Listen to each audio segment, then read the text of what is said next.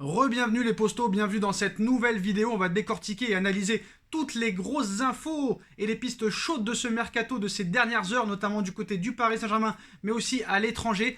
3 arrivées du côté du Paris Saint-Germain pourraient avoir lieu et aboutir avant la fin du mois de juin, c'est-à-dire le 30. 3 arrivées dès la semaine prochaine. On va évoquer tout ça dans la suite de la vidéo, mais avant les postos, je voulais vous présenter un site de maillots de foot, zofoot.com.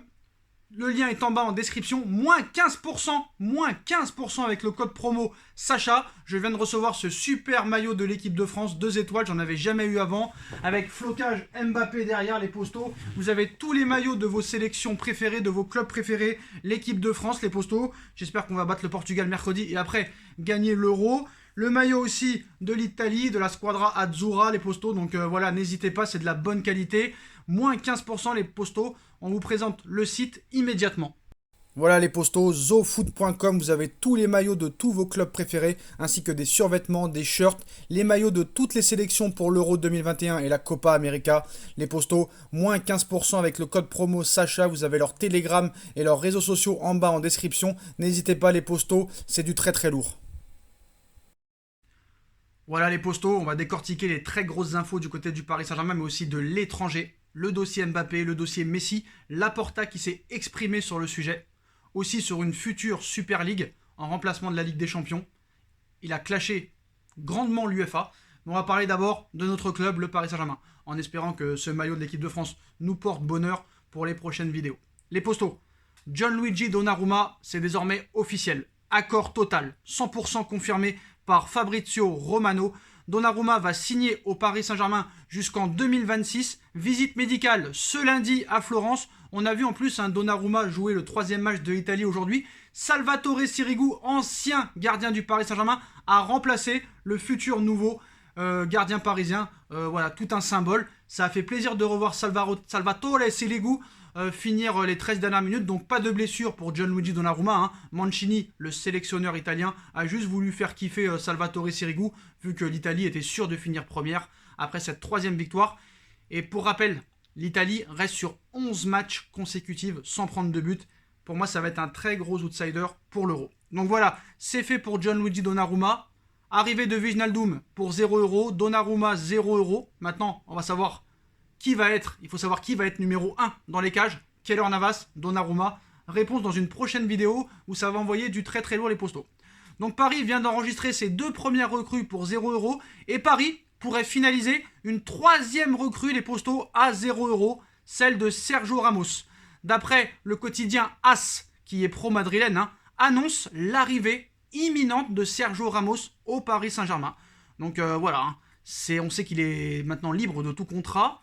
Après son départ du Real Madrid, Sergio Ramos, défenseur central de 35 ans, et capitaine du club madrilène pendant de nombreuses années. Il est arrivé en 2005, il faisait partie des joueurs en fin de contrat en juin 2021, et son départ a été annoncé mercredi dernier. Il a indiqué qu'il espère continuer au haut niveau, et plusieurs clubs étaient intéressés, dont le Paris Saint-Germain.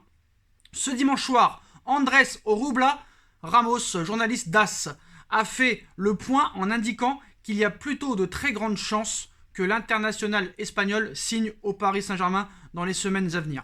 Il cite « Sergio Ramos a de plutôt grandes chances de jouer au Paris Saint-Germain la saison prochaine.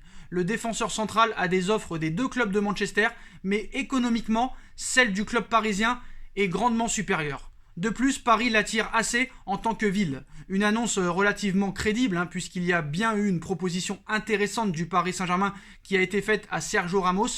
Paris est une vraie possibilité pour lui. On se méfie tout de même des détails, avec notamment le fait que le salaire serait plutôt intéressant pour Sergio Ramos. On n'a pas les chiffres exacts, on parle entre 12 et 15 millions d'euros par an. Apparemment, City et United ne sont pas prêts à lui offrir un tel salaire. N'oublions pas la tendance des médias espagnols à placer toujours le Paris Saint-Germain en très grand riche, qui s'impose un peu grâce à son argent lors du mercato. Ce qui n'enlève pas l'arrivée de l'ancien madrilène, et c'est vraiment pensable. Voilà, Sergio Ramos y pense de plus en plus, sauf qu'elle n'est pas réglée non plus. Pour l'instant, il devrait se rencontrer Leonardo et l'agent de Sergio Ramos dans la semaine, milieu de semaine ou fin de semaine prochaine. Donc il faut rester prudent et patient dans ce dossier, mais d'après AS, Sergio Ramos donnerait sa priorité au Paris Saint-Germain. Comme Achraf Hakimi, Alors c'est la bagarre entre Chelsea et le Paris Saint-Germain. Mais le Paris Saint-Germain va gagner cette bataille. Même s'il y a plusieurs médias qui annoncent que voilà, Paris a perdu, et après le lendemain, on dit le contraire. Donc c'est simple, Chelsea propose 60 millions d'euros plus un joueur. Paris propose 70 millions d'euros cash. L'Inter a besoin de cash avant le 30 juin. L'Inter joue la montre, Leonardo joue la montre. Leonardo aurait proposé 70 millions d'euros cash ou 60 millions d'euros plus 15 de bonus si jamais Achraf Hakimi atteignait les demi-finales de Ligue des Champions la saison prochaine avec le Paris Saint-Germain. Voilà, c'est une info Le Parisien et Europe 1. On verra ce qui se passera dans les prochains jours. Mais Hakimi a une offre plus intéressante au niveau du salaire de la part du Paris Saint-Germain. Hakimi veut aller au Paris Saint-Germain, donc l'Inter ne pourra pas le forcer à aller à Chelsea. C'est le joueur qui décide où il veut aller. Donc voilà, je pense que l'affaire se sera réglée peut-être avant le mois de juillet, ça c'est sûr et certain. Donc voilà, Hakimi, je pense, sera parisien dans les prochaines semaines, voire les prochains jours. En ce qui concerne les autres infos, les postaux, et là il y a encore du très très lourd, Raphaël Varane. Comme vous le savez, Raphaël Varane a choisi de ne pas prolonger avec le Real Madrid. Et le Real Madrid, comme il reste plus qu'un an de contrat, veut absolument les vendre. Donc où on en est du dossier Raphaël Varane, Pérez est vendeur. Des émissaires du Paris Saint-Germain ont appelé le Real Madrid pour Raphaël Varane.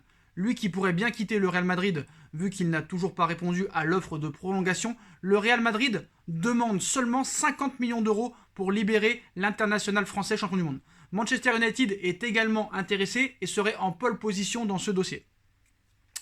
Alors là maintenant, ce que je me demande, si Paris veut faire venir Ramos, pourquoi faire venir en plus Raphaël Varane? Est-ce vraiment logique? Après, on sait que voilà, Varane est beaucoup plus jeune que Sergio Ramos, ce serait plutôt pour faire la rotation, mais surtout pour vendre des maillots, on va pas se mentir. Mais c'est impossible que Varane puis Ramos viennent.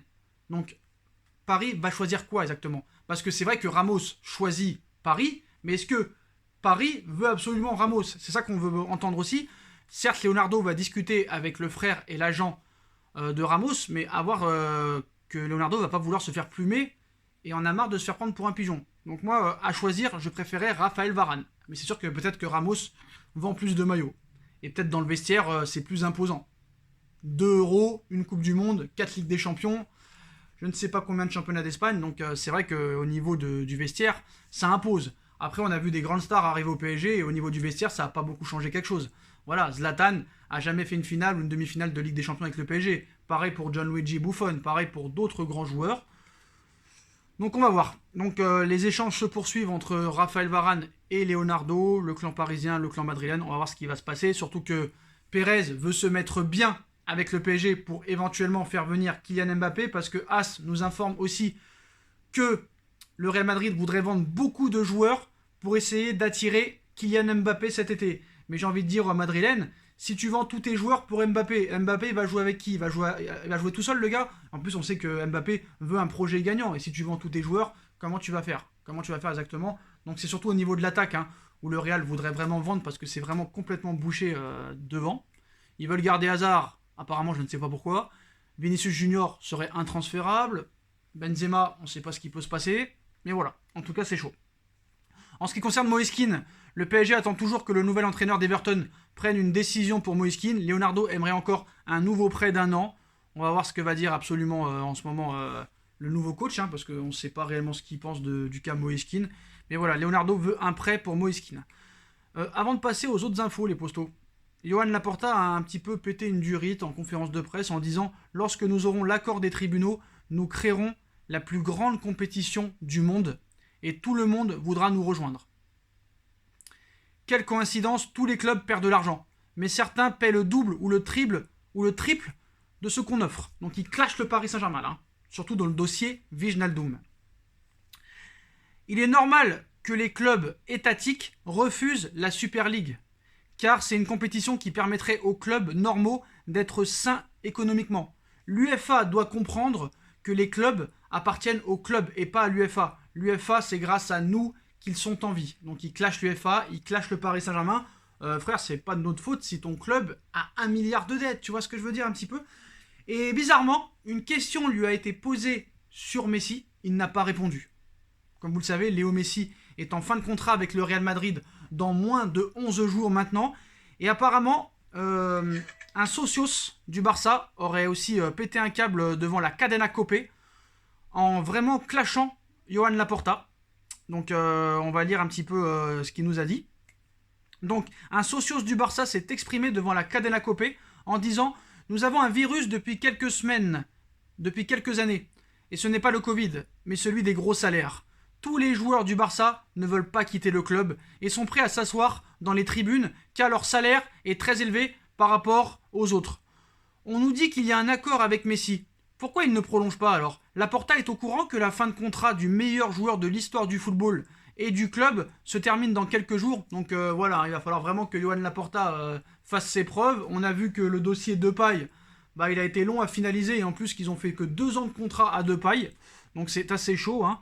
On va voir ce qui va se passer pour Lionel Messi dans moins de 10 jours maintenant. Mais c'est vrai que c'est quand même assez bizarre qu'il ne prolonge pas. Il y a un accord depuis plus d'1 mois maintenant, on nous explique.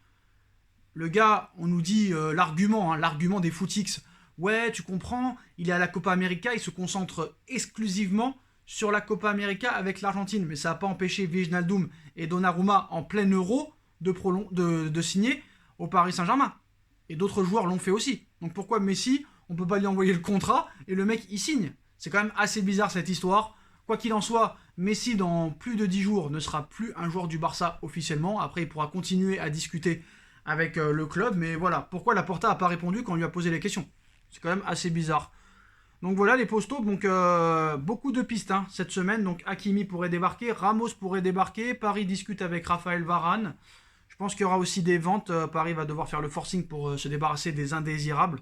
Mais voilà, ça risque d'être chaud. En tout cas, dès que on a des nouvelles infos, on viendra bien sûr vous le dire en vidéo. N'hésitez pas à bombarder la barre de like. On like, on partage, on commente, on s'abonne. On active la petite cloche pour être tenu au courant des vidéos qui vont sortir.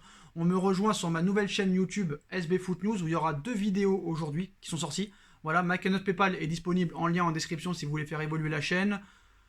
Mon Instagram SB Foot News, tous mes réseaux sociaux, ZoFoot, moins 15% avec le code promo Sacha. Et on se retrouve très vite pour une nouvelle vidéo les postos. Tchuss.